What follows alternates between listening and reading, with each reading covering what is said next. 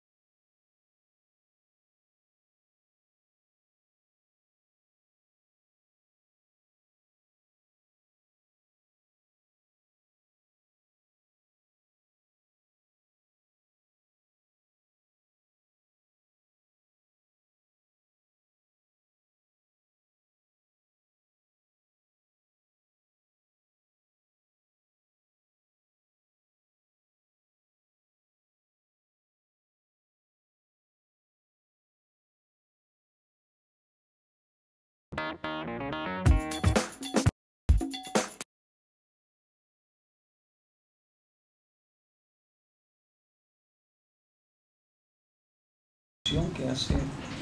¿Ya estamos? Ya. ¿Esto es en vivo? Sí. ¿Ahora sí? Ahora sí.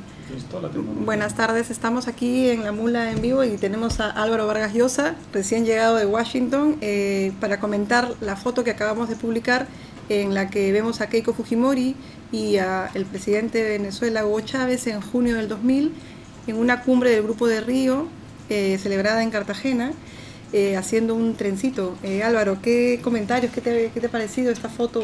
¿Qué tal, Paola? El chavismo de Keiko Fujimori. No me sorprende nada. Primero, bueno, felicitaciones a La Mula, ¿no? Es un golazo periodístico impresionante y yo no tengo ninguna duda que las televisiones esta noche la van a mostrar y mañana los periódicos también, ¿no? Es decir, si no lo hacen realmente no tiene un sentido lo que es la noticia. Pero por otro lado no me sorprende, ¿no? Yo siempre he dicho, es decir, si hay un chavismo en el Perú es el que encarna el fujimorismo. No te olvides de lo siguiente, cuando el año 92 los chavistas dan un intento de golpe de Estado, lo que llaman allá una intentona golpista contra el entonces presidente democrático Carlos Andrés Pérez, Fujimori y Montesinos protegen a los golpistas que salen de Venezuela y se van a Iquitos.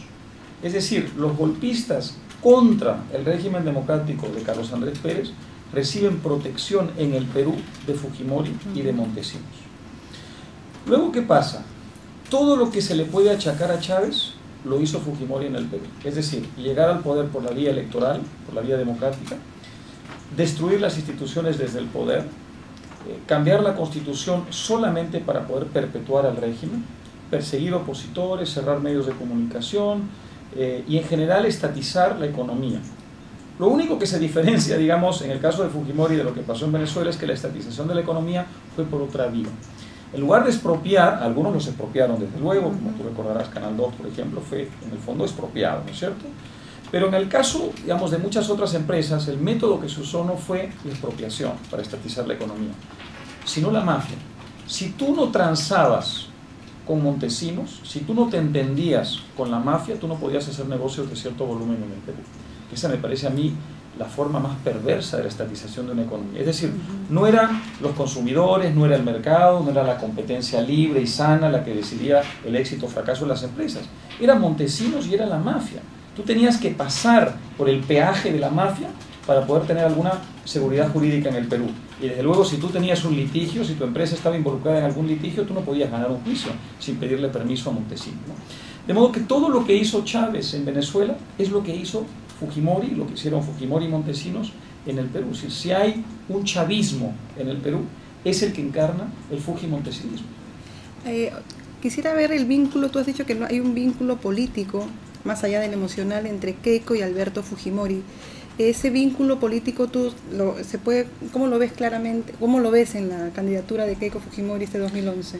Mira, Paula, el problema no es genético, el problema es moral. Los afectos de una hija por su padre no solo los respeto, los considero un espacio sagrado y yo ni siquiera me atrevería a penetrar, como no permitiría que tampoco lo hagan en mi caso.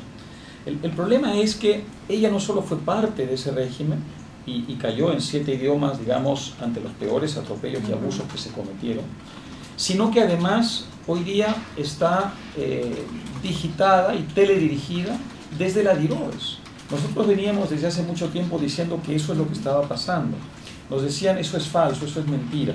Bueno, ya están saliendo las pruebas, ¿no es cierto? La denuncia que hizo la República el otro día, que ha tenido una gran repercusión, es una prueba más, no la única, porque desde luego ya hubo algunas en la primera vuelta también, pero es una más y muy importante, de que en la DIROES, que se supone que es un centro penitenciario donde está purgando condena de 25 años Fujimori, se está dirigiendo, organizando el regreso de esta mafia al poder. Entonces, el problema no es que Keiko Fujimori sea hija de Alberto Fujimori. El problema es que ella se ha vuelto el vehículo a través del cual esta gente ha encontrado, cree haber encontrado la fórmula para volver al poder, ¿no? A mí me hubiera gustado, por ejemplo, que Keiko Fujimori, en lugar de decir hace muy poco tiempo que no le constaba que Montesinos había tenido algo que ver con los crímenes de la Cantuta, hubiera denunciado cuando se produjeron esos crímenes, ella que era joven y estudiante, cuando se produjeron esos crímenes contra los estudiantes y el profesor en la Cantuta, que dijera algo. A mí me hubiera gustado que cuando en el año 98 llega Chávez al poder y empieza a desmontar la democracia, en lugar de acabar un año y medio después bailando el trencito con Hugo Chávez, estuviera defendiendo la libertad de los demócratas venezolanos que ya estaban siendo perseguidos. Cuando ella está en esa foto bailando el trencito, no solo han ocurrido ya muchos horrores allá en Venezuela, sino que también han ocurrido muchos horrores aquí en el Perú, y el Perú lleva una década, y en el año 2000, en junio, no había nada que celebrar en el Perú. Eso es un carnaval, no había ningún carnaval que celebrar, en el Perú estaban ocurriendo cosas terribles y trágicas, ¿no? Eso me parece una insensibilidad total frente a lo que estaba pasando en su país y frente a lo que estaba pasando en Venezuela, ¿no? ¿Cómo has visto a tu llegada al Perú cómo se está moviendo en términos de cifras las candidaturas de Ollanta Humala y Keiko Fujimori? Tú has llegado el domingo. ¿Cómo estás viendo a cara al 5 de junio estas cifras? De una manera, digamos, desapasionada y haciendo un esfuerzo, un ejercicio, digamos, de observación racional e imparcial, veo lo siguiente.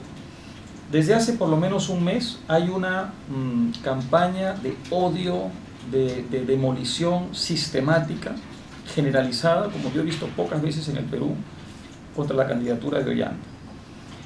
Normalmente una campaña de esa naturaleza, y ya ha ocurrido antes en el Perú, las pocas veces que se ha dado en la historia reciente ha ocurrido, se empieza a erosionar. Es decir, a estas alturas del partido ya hay evidencias de que la candidatura está sufriendo los digamos, efectos de esa campaña de demolición, y que la candidatura alternativa que se beneficia de esa campaña de odio contra el adversario empieza a obtener unos beneficios ya muy evidentes.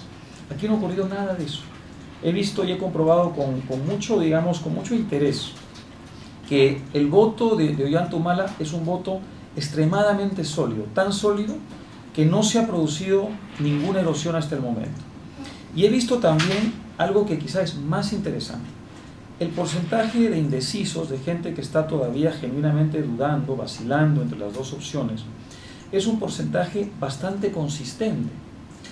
Si tú tienes en cuenta el contexto en el que eso está ocurriendo, es decir, un contexto donde tienes al 90% de los medios de comunicación, a poderosísimos empresarios y al Estado de Alan García, y probablemente quizás al servicio de inteligencia, porque cada vez más se está comprobando que las denuncias que se están haciendo del Plan Sábana se están produciendo en los hechos, y tú tienes en cuenta que todo ese medio ambiente, digamos, destructivo, no ha logrado todavía que ese porcentaje de indecisos se vuelque hacia Keiko Fujimori.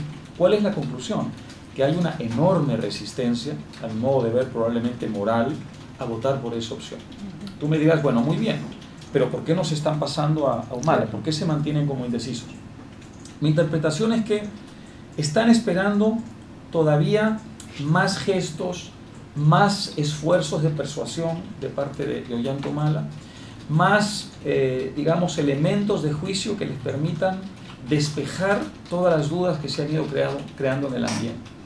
Y yo creo que eso va a ocurrir en las próximas semanas. Tengo la impresión de que Ollanta es muy consciente de que él tiene que continuar multiplicando los esfuerzos por acabar de convencer a ese grupo indeciso de que él no representa ningún riesgo para la democracia. El domingo en La Mula sacamos una entrevista con Mario Vargas Llosa desde Madrid y él dijo que aquí ya el esfuerzo, o sea, el triunfo de Humala no se va a deber solo a lo que él diga, sino al acompañamiento de otros demócratas a su causa. ¿Eso a ti qué reflexión te merece? Esto me parece muy importante, ¿no? A quienes están en el balcón cómodamente viendo el partido, digamos, y aplaudiendo jugadas de ambos lados, hay que recordarles que este no es un escenario normal, es un escenario excepcional, un escenario límite, y que exige de ellos tomar partido y comprometerse, ¿no? Que no se diga nunca de ellos que en el momento en que se jugaba la libertad del Perú estuvieron en balcón, porque es quizá lo peor que se puede decir de un líder político, ¿no? Y también de un líder cívico en general.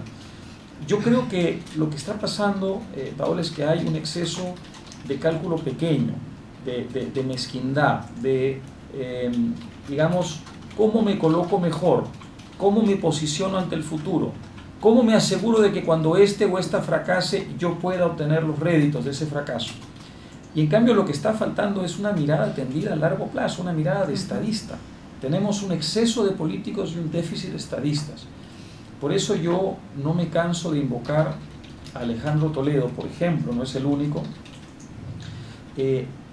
la necesidad de transmitirle a él la necesidad de que él juegue en este momento un rol tan importante como el que jugó hace una década, cuando lideró un movimiento de resistencia civil contra la dictadura, ¿no? Alejandro Toledo es una de las personas que hoy día puede acabar de darle a Ollanta esa credibilidad que yo creo que ha ido ganando crecientemente, dicho sea de paso. ¿Por qué? Porque yo creo que él, en primer lugar, tiene muchísimas más coincidencias con él que con su adversario. Y porque creo que él, además, en el futuro puede convertirse en uno de esos personajes importantes de la vida política peruana que le den a mucha gente que todavía puede estar desconfiando unos elementos de seguridad, de garantía, que los ayuden a tomar una decisión. Yo por eso tengo la esperanza de que en la reunión que va a tener Perú Posible en los próximos días haya un esfuerzo genuino de priorizar lo importante y de dejar de lado las consideraciones, digamos, de corto plazo y de carácter estrictamente político que yo creo que en este momento están primando. ¿Por qué tú hiciste un artículo hace 2 o 3 semanas? ¿Por qué votar por Ollanta Humala, alguien que ha estado tan separado en las antípodas ideológicas tuyas? ¿En qué sustentas tu voto a Ollanta en este también en 2011? Mira, por varias razones. Es decir, yo creo que no se puede discutir esto en abstracto. Hay un escenario real y muy concreto. Hay 2 finalistas en esta elección. No hay 10, no hay 15, y no estamos en Suiza. Estamos en el Perú y están enfrentados Keiko Fujimori y Ollanta Humala. De modo que ese es el contexto en el que hay que situarse.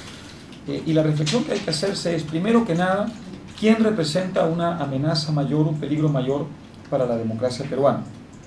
No puede haber ninguna duda que un grupo de personas que hasta hace muy poco tiempo gobernaron el Perú antidemocráticamente, violando derechos humanos, robando, persiguiendo y coaccionando a los medios de comunicación, representa un peligro infinitamente mayor que una persona sobre la que puede haber dudas, pero que no ha gobernado nunca el Perú.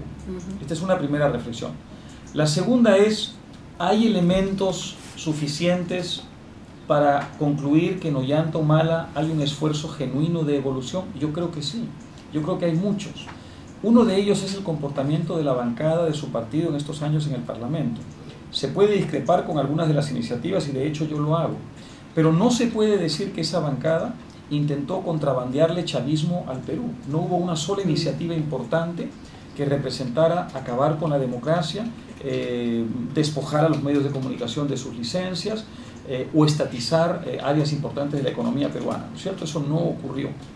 Otro elemento es que él personalmente, desde por lo menos el año 2007, está enviándole al Perú la señal insistente de que no tiene nada que ver con el chavismo, de que hoy sus referentes internacionales son otros, son la centroizquierda, digamos, moderna y globalizada de América Latina.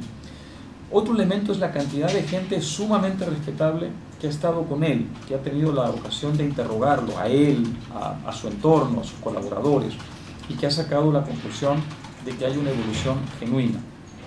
Y finalmente, los testigos, si quieres, internacionales, es decir, los propios aludidos, las personas que hoy representan en América Latina la centroizquierda moderna, están diciendo, para quien quiera escucharlos, que Ollanta Humala pertenece ya en cierta forma a esa corriente y que esto es quizá el mejor antídoto contra el chavismo en el Perú que uno pueda tener. Si tú tienes en el poder a la mafia fujimontesinista, probablemente ese es un escenario muy propicio para el surgimiento de los antisistema y para el surgimiento de los populistas. Si tú tienes a Ollanta Humala cubriendo un amplio espectro político, incluyendo a un montón de personas en este país que se sienten genuinamente excluidas de los beneficios, las bondades de este sistema, y al mismo tiempo a toda una clase media que hoy puede tener temor, pero que el día de mañana se sentirá mucho más segura. Si tú tienes a todo eso amalgamado dentro de una vasta coalición democrática, de orientación, digamos, si quieres, de izquierda liberal, ese va a ser el mejor antídoto contra el surgimiento de futuros caudillos populistas en el Perú. ¿Te refieres al, digamos, que esté más ligado a Lula, al presidente Mujica? La expresidenta Bachelet, por supuesto. Incluso el PRD en México. Es muy interesante porque hace unos días estuvo el presidente Calderón, aquí tú recordás, el presidente mexicano, presidente de centro derecha, y algunos medios le tergiversaron algunas frases, no sé si a él o a sus colaboradores, y quisieron hacernos creer que Calderón había atacado a Ollanta Humala. No solamente no fue cierto, sino que yo, en fin, por estas cuestiones de la vida, tuve ocasión de estar con el presidente mexicano pocas semanas antes en México. Y de lo que se trató en la conversación con él y sus colaboradores es de algo muy interesante, y es que en México, en los últimos años, el partido del presidente Calderón, que es un partido de centro derecha, que es el PAN, ha tenido un acercamiento con el partido de la izquierda, que es el PRD, precisamente porque entendieron ambas fuerzas que ante el peligro de que el PRI, que representaba el viejo pasado autoritario y corrompido, había más cosas que los hacían, digamos, tender uno hacia el otro que aquello que los separaba. Y gracias a eso, en varios estados mexicanos, esa coalición o esa alianza entre el PAN y el PRD ha podido expulsar del poder al PRI y además darle a México, a ciertos, digamos, estados mexicanos, la posibilidad de tener un gobierno estable y un gobierno protegido contra el riesgo antidemocrático, ¿no? ¿Por qué no podemos hacer algo muy parecido en el Perú? Hablemos de los miedos de esta campaña empresarial en el periodismo, que tiene algunas similitudes con el 90, ¿no? Me acuerdo este comercial del monito, ¿no?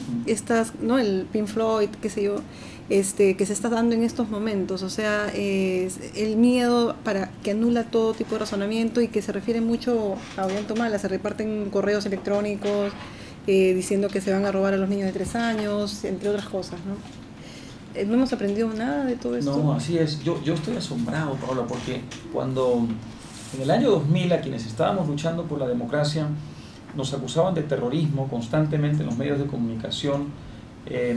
Nosotros pensábamos, cuando se acabe esta etapa funesta del Perú, y se acabó finalmente muy poco tiempo después, una de las cosas que habrá que celebrar es haber cerrado para siempre el capítulo de la prensa antidemocrática, de la prensa servil, de la prensa que renuncia a su deber más elemental.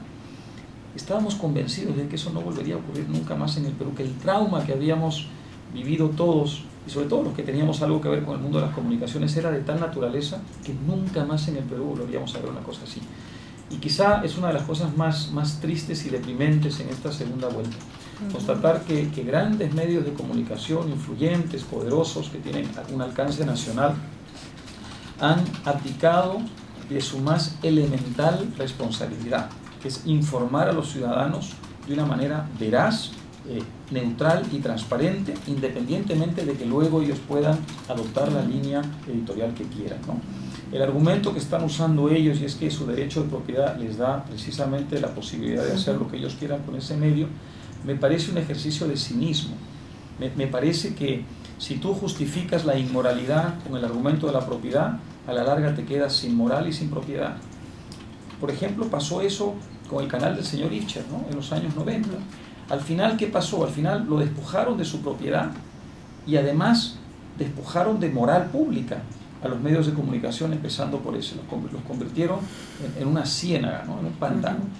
Entonces, yo les haría a los señores Miro Quesada, al señor Ifcher, a los dueños de muchos medios de comunicación, esta reflexión. Es decir, si ustedes quieren que en el Perú el derecho de propiedad que hoy día invocan para justificar lo que están haciendo tenga una vigencia permanente, lo que están haciendo ahora de algún modo garantiza que eso no sea posible. Porque cuando tú entras en contubernio con una mafia, tarde o temprano esa mafia se voltea contra ti y te chantajea, y tu propiedad pasa a ser dependiente enteramente de esa mafia. Eso es lo que pasaba en los años 90. Los señores que se ponían al servicio de Montesinos porque creían que de esa manera protegían su propiedad, al final se daban cuenta, y por eso muchos de ellos se le voltearon al régimen en las postrimerías, de que la única manera de ejercer su propiedad era pasando por el peaje de Montesinos. Esto a mí me parece elemental, me parece obvio, de modo que yo no entiendo lo que están haciendo. Hay una campaña también que se ha dado mucho a partir del 11 de abril de las elecciones, es insultar, irse contra los que están apoyando a Ollantaytamala, entre ellos, bueno, el Nobel de Literatura, que también es tu papá, pero es como una campaña en la cual la intolerancia es impresionante, ¿no? Impresiona cómo es, el Nobel no vive acá, pero sus propiedades, ¿por qué no invierte acá? No le importa lo que pase porque está en Madrid. Tratar de denostar al otro con cosas tan nimias como esas, ¿no? Pero también le ha pasado, creo, a Javier Pérez de Cuellar, a Fernando de Cislo, a sus familias, acá también a todo el que dice que podría darle el beneficio de la duda a Ollantaytamala.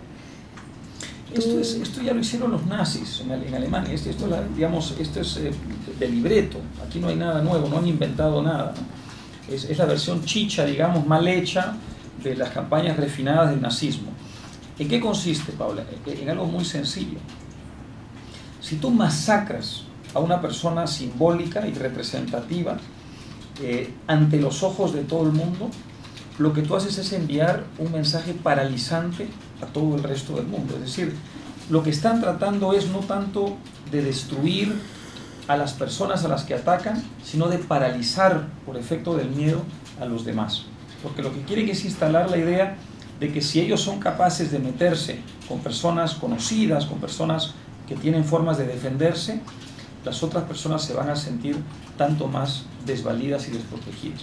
Entonces lo que quieren es abolir en cada ciudadano y cada ciudadana lo que tiene esa persona de ciudadanía, para que pasen a ser personas emocional y psicológicamente dependientes del régimen. En cierta forma es una forma de esclavitud.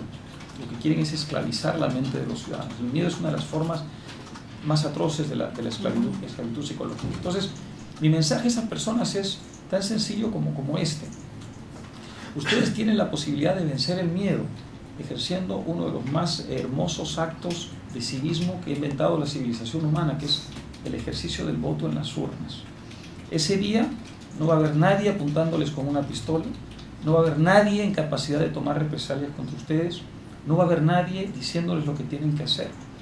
El día de las urnas es el día en el que todos los ciudadanos y ciudadanas pueden acabar con este reino del terror que quieren imponer los fujimontesinistas y sus aliados. Yo creo que esto es tremendamente importante, porque la única posibilidad que tienen ellos de ganar es que logren paralizar por miedo a muchos ciudadanos y ciudadanas. ¿Cuál es el balance que harías del gobierno de Alan García, donde se habló mucho del Perú avanza, el Perú está creciendo, todo está bien, ya casi primer mundo, y nos deja este legado con estos dos candidatos y con este momento tan polarizante, ¿no? ¿Qué responsabilidad crees que tiene Alan García en estos resultados? Alan nos entregó a Fujimori el año 90 y Alan quiere entregarnos a Fujimori ahora el año 2011. Yo lamento mucho la forma en que está terminando su gobierno. El presidente García tiene primero una obligación constitucional de ser neutral, pero más importante que eso, aunque eso es muy importante desde luego, tiene una deuda con todos los que votamos por él en la segunda vuelta hace 5 años, con muchas dudas y con mucho temor. Y la deuda que tiene con nosotros es esta. Nosotros votamos por él para que respetara escrupulosamente la democracia. Nosotros le dijimos, vamos a hacer este voto de confianza en ti a cambio de que tú nos respondas, no solamente, desde luego, no adoptando las políticas económicas que nos arruinaron en los años 80, sino también protegiendo esta democracia, en cuyo nombre estamos dándote esta segunda oportunidad. La manera que él, está utilizando para responder a esa confianza en este momento no es la adecuada ni la justa. Él está poniendo su Estado al servicio de una candidatura. El día en que no sale él, salen sus ministros. Cuando no salen sus ministros, salen los viceministros, se turnan en la televisión para alimentar esta campaña de miel. Los grandes causantes de las caídas de la bolsa en algunas partes, algunos momentos de esta segunda vuelta, son los ministros de ese gobierno, que cada vez que salen a anunciar el apocalipsis, si gana Ollanta Humala, evidentemente provocan temor en los agentes económicos. Mi reflexión sería, si ustedes quieren preservar las bondades del modelo que ustedes dicen haber robustecido y fortalecido y consolidado en el Perú, lo peor que pueden hacer es tratar de instalar miedo en los agentes económicos anunciando cosas que no son ciertas. Me parece a mí que esto además es tanto más grave cuanto que ya hay experiencias anteriores en América Latina que deberían haberle enseñado a él y a su gobierno las consecuencias terribles de adoptar una posición como esa. ¿No te parece un poco paradójico que este gobierno, el gobierno fujimorista que robó al país miles de millones de dólares, no se ha visto como un peligro en la economía? O sea, que no se ha visto como que aquí se nos va todo, sino lo contrario, es la preservación del dinero. ¿No te parece un poco paradójico? Lo es decir, sí es visto como un peligro por mucha gente en el extranjero. Lo que pasa es que aquí, como han logrado, dominar los medios de comunicación principales, han generado la idea de que ellos son los garantes de la estabilidad económica. Pero yo les recordaría a esas personas que la década de los 90 fue una década económicamente muy improductiva. El crecimiento económico de la década de los 90 fue 3 veces inferior al crecimiento económico de la década democrática. Ya sabemos que el crecimiento económico de la década democrática no fue suficiente para incorporar a todos al sistema, pero es verdad que sí permitió que muchos peruanos y peruanas se incorporaran a la clase media y que hubiera oportunidades para mucha más gente que antes. Pero eso no tiene punto de comparación con lo que pasó en los años 90, porque en los años 90 el crecimiento fue paupérrimo, en promedio a lo largo de toda la década. Y la segunda parte de esa década fue una etapa de crecimiento prácticamente nulo.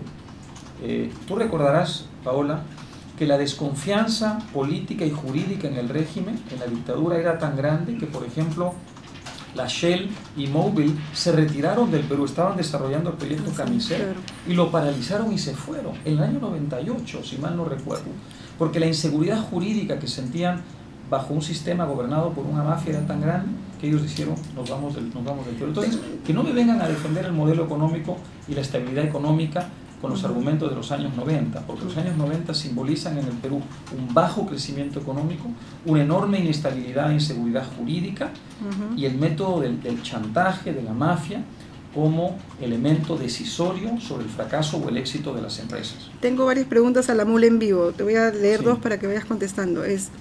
Si comentas un poco el plan Sabana que ha sacado el diario La Primera, y si te vas a quedar en el Perú si gana Ollanta Humala. ¿Cómo no? Yo ya dije esta mañana, es decir, yo tengo una confianza muy grande que Ollanta Humala va a darle al Perú no solamente lo mejor de este modelo, sino también cosas que este modelo no tiene todavía, pero que eso sobre todo dependerá de que respaldemos esa opción muchas personas que no somos parte del proyecto original y que tenemos muchas reservas sobre lo que fue el proyecto original. Y yo he hecho esta promesa firme que repito aquí. Yo, bueno, contaba esta mañana que en el año 2008, con la crisis financiera, yo tomé una decisión personal muy importante, y es nunca más entregar mis ahorros, que mucho trabajo me cuesta conseguir, a expertos, porque los expertos son los que llevaron a la ruina las finanzas de Estados Unidos y internacionales. De modo que yo tomé la decisión de invertir en el Perú, de apostar y de creer en el Perú. Y yo, si gano Ollanta, tengo la absoluta convicción de que esos ahorros estarán inteligentemente invertidos en el Perú. Y mi vinculación con el Perú será permanente. Mi familia es del Perú, el 80% de mi familia vive en el Perú. Aquí está mi esposa Susana, toda su familia es peruana y toda su familia vive en el Perú. Y no creo que haya muchas personas en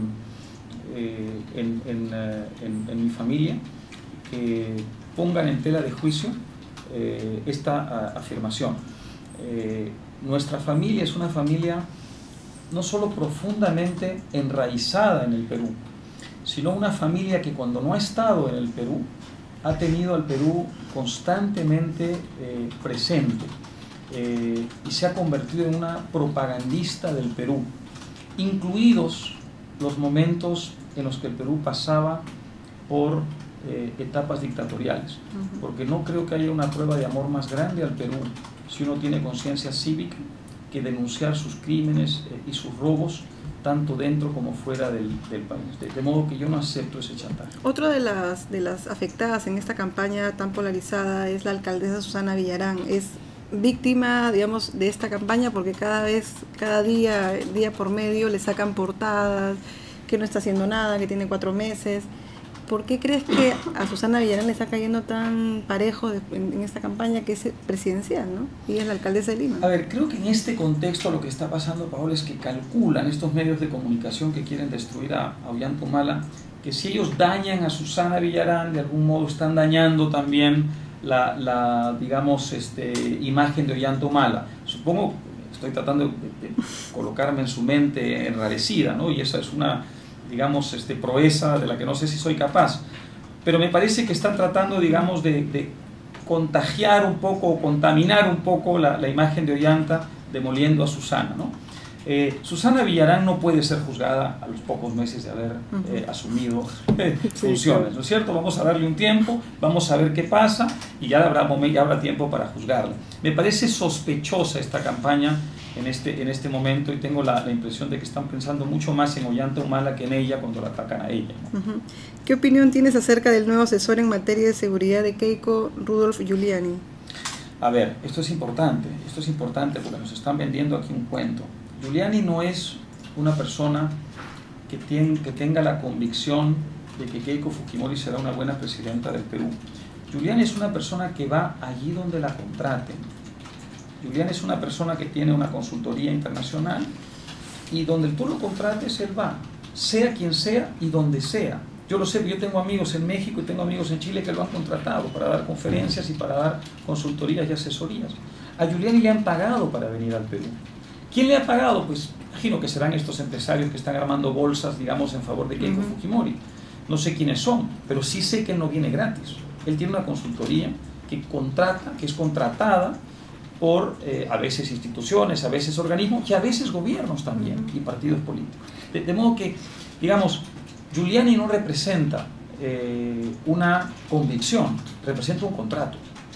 Y en segundo lugar, Giuliani hoy día en Estados Unidos es muy poca cosa. Que no nos vengan a contar el cuento de que Giuliani es una gran figura importantísima en Estados Unidos. Es una persona que quiso ser candidato a la presidencia, tuvo que renunciar a las primarias del Partido Republicano porque nadie le hizo el menor caso, y que tiene además muchos pasivos. Es una persona que tiene una gran dificultad incluso para convencer a su propia base, la base republicana del partido. De modo que si lo que me van a presentar como elemento de respaldo internacional para Keiko Fujimori es Rudolph Giuliani, estoy muy tranquilo.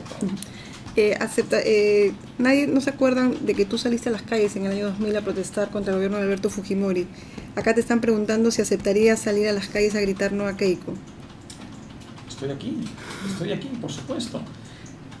Lavar la bandera, por ejemplo, me parece, ¿por qué no está la gente todavía lavando la bandera? Me parece muy importante que volvamos a lavar la bandera. Recuerda lo importante que fue en el año 2000 ese acto simbólico, ¿no? Que empezó como un gesto muy pequeñito de muy pocas personas en la Plaza San Martín y en la Plaza de Armas, hasta que nos echaron de la Plaza de Armas, y luego empezó a prender por todo el país. Fue una cosa viral, ¿no? Realmente de propagación espontánea a escala nacional de algo que la ciudadanía sintió como una forma de reivindicación moral frente a lo oprobio que habían vivido, ¿no? Bueno, estamos frente a un oprobio en cierta forma, ¿no? Estamos frente a un oprobio, que es la posibilidad de que esta gente vuelva al poder, ¿no? Me gustaría mucho que el gesto de lavar la bandera resucitara hoy en día, entre muchos otros posibles. Ya hay muchos jóvenes que están ya haciendo cosas muy hermosas. He visto que a Soledad Piqueras la están insultando y la están agrediendo por tener el gesto de llenar bolsas de basura. Bueno, ese es un gesto que tuvieron muchos jóvenes en el año 2000 y que no fueron utilizadas violentamente contra la propiedad de nadie. Fue simplemente un gesto simbólico, ¿no? De limpieza, de purga, de purificación del Perú. Así que todos esos jóvenes que no tengan miedo, que no se dejen intimidar y que sin apelar nunca jamás a la violencia, usando todos los métodos que la ley permite, llenen el Perú de hermosos gestos simbólicos en defensa de la democracia. Te leo esta que dice, ¿qué opina de lo que dicen de él? No tiene peso su opinión porque no le ha ganado a nadie. Esa frase no le ha ganado a nadie, la están usando mucho en estos días. ¿Contra quién? Contra ti, dicen, solo es el hijo del Nobel. Tiene razón, es decir, yo no le he ganado a nadie, pero me parece que esa persona tiene una pobre idea de lo que es la ciudadanía. Un ciudadano y una ciudadana no tiene que haberle ganado a nadie para ser un ciudadano o ser una ciudadana. Un ciudadano es un depositario de unos valores, de unos derechos que están por encima de lo que puedan ser sus méritos o deméritos profesionales o personales en la vida. De modo que yo desde mi pequeñez y desde mi humildad y desde mis logros magros, tengo sin embargo plena conciencia de tener unos derechos y unos valores que no son menores que los de esa amable persona que me envía ese mensaje. ¿Ha trascendido que el debate entre Ollanta y Keiko Fujimori está trabado porque no quieren discutir el equipo de Keiko Fujimori corrupción y derechos humanos? ¿Por qué no quieren discutir esos temas? Yo me he enterado de esto efectivamente ayer. Entiendo que las negociaciones y los medios de comunicación lamentablemente no han informado sobre esto como deberían, y ojalá lo hagan. Entiendo que en las negociaciones entre los dos equipos se ha producido un empantanamiento, un impasse, digamos, porque Fujimori se está negando a debatir sobre corrupción y sobre derechos humanos. Esto es importante que se sepa, porque el debate corre el serio peligro de frustrarse, y si se frustra ese debate porque Fujimori se negó a debatir la corrupción y debatir los derechos humanos, creo que es algo que debería ser tremendamente castigado en las urnas, ¿no? También me he enterado de que están vetando a una serie de potenciales moderadores de ese debate de impecables credenciales democráticas. Creo que también es importante que eso se sepa. Están intentando ellos imponer moderadores que están muy vinculados a la etapa funesta de los años 90 y las propuestas alternativas están siendo rechazadas porque son personas que representan la neutralidad o la defensa de la democracia. Me parece que también sería bueno que los medios de comunicación lo hagan saber. En la última columna de Mario Vargas Llosa en El País se hablaba mucho del papel de Juan Luis Cipriani en la época que él estuvo en Ayacucho, escuchando las denuncias por derechos humanos. Ahora que es cardenal de Lima y tiene un papel, digamos, está haciendo un papel muy gravitante, se ha mostrado muy a favor de Keiko Fujimori. ¿Qué opinas? ¿Qué significa el cardenal Juan Luis Cipriani en esta? El problema, Paola, es este. Es decir, como ciudadano él tiene derecho a ponerse el kimono, pero hay un problema. Y es que él está subvencionado por los contribuyentes. Hay un concordato, el famoso concordato que ha sido debatido en el Perú. Supone que en la práctica la Iglesia Católica está siendo subvencionada. Y yo no solamente tengo un gran respeto por la Iglesia Católica, toda mi familia, prácticamente toda mi familia es católica, y además tengo un enorme respeto y admiración por muchas figuras de la Iglesia Católica peruana. Pero el cardenal tiene que recordar que la Iglesia Católica peruana, en virtud de ese concordato, recibe en cierta forma unos beneficios de los que, digamos, son responsables, ¿no es cierto?, todos los peruanos. Entonces, emplear el púlpito para defender una opción política, de algún modo representa la imposición del Estado peruano a los ciudadanos de subvencionar esa campaña política. Mucho cuidado, mucho cuidado.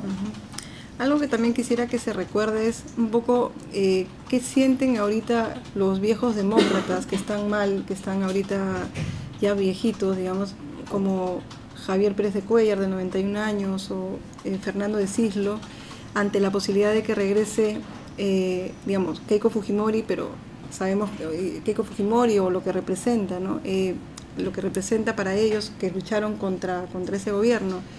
¿Qué crees que estén pensando ahorita Pérez de Cuéllar o Fernando de Cislo que los tiene tan mal? Mira, ¿no? Paola, es decir, primero, desde luego, les corresponde a ellos hablar por sí mismos, y yo no me atrevería jamás a hablar en nombre de ellos, ¿no? Pero sí sé dos cosas. Primero, que ellos fueron en su día y son todavía defensores admirables de la democracia peruana, y que ellos lo último que quieren es que impere y campee en el Perú una vez más un régimen dictatorial. Y también sé que personas muy intolerantes, simplemente porque han guardado silencio en determinados momentos, en lugar de sumarse a esta campaña de odio en contra de un candidato y a favor de la otra, han sido víctimas de ataques y de críticas muy injustas. Y yo quisiera hoy día, pues, ya que me das la oportunidad, reivindicar a esas figuras. El Perú tiene unos referentes morales en ellos dos y en muchas otras personas que tenemos que valorar, que tenemos que proteger, y a los que tenemos, digamos, que respetar, ¿no? Y me parece que las muestras de intolerancia deben ser rechazadas frontalmente. Casi ya para cerrar, te quería preguntar sobre Máximo San Román. No sé si te has enterado que se ha reunido con la candidata. Sí. ¿Qué crees que pasó? Yo lo lamento mucho, Paola, porque yo le tenía mucho respeto, ¿no? Él asumió el año 92 una actitud, todos recordamos aquello, una actitud valiente, valerosa, pagó un precio por ello, y luego fue víctima de una persecución implacable de la dictadura, ¿no? De modo que yo lamento muchísimo, yo lamento mucho en el caso de él y en el caso de algunas otras personas, esa, digamos, no sé si falta de memoria, no sé si aplicación moral, no sé si síndrome de Estocolmo, en fin, yo no sé qué es exactamente, pero sí lo lamento mucho, ¿no? Porque la decencia y la valía moral es algo que hay que ganarse todos los días. Haber tenido un gesto valeroso en un momento dado no es suficiente, hay que tenerlo siempre. Y me parece que uno, en su caso y en otros, corre el peligro de borrar con el codo lo que hizo con la mano, ¿no? Si no persevera en la defensa de los mismos valores que en su día defendió. Por último, ¿qué se puede hacer? ¿Qué antídoto podremos encontrar para que la prensa no siga siendo víctima en esta campaña que ni siquiera nadie ha llegado al poder, pero muchos periodistas como Patricia Montero y muchos periodistas están en riesgo de perder su trabajo, como podría pasar con los de Canal 4? ¿Qué se puede hacer para defender a esos periodistas? Hay que defenderlos, hay que denunciar cada acto de abuso o atropello y de censura, por pequeñito que sea, y hay que protegernos y ayudarnos entre todos nosotros, ¿no? Yo creo que eso es importante. Muchas veces la soledad es la que hace el miedo, sentirse aislado o aislada, sentirse desprotegido o desprotegida, es lo que lleva a una persona a paralizarse por miedo. Si nosotros hacemos sentir a todos quienes están en los medios de comunicación, no defendiendo ya Antumala, sino simplemente tratando de ejercer su función, supongo, no digo que sea una garantía, pero supongo que las posibilidades de que sean expulsadas o vetadas o silenciadas van a ser mucho menores. Perfecto, muchísimas gracias Álvaro, y bueno, que siga el trencito. Cómo no, gracias a ti. Ya está. Muy bien. Bueno, niños. Morgana, que tiene que dar de comer a la niña.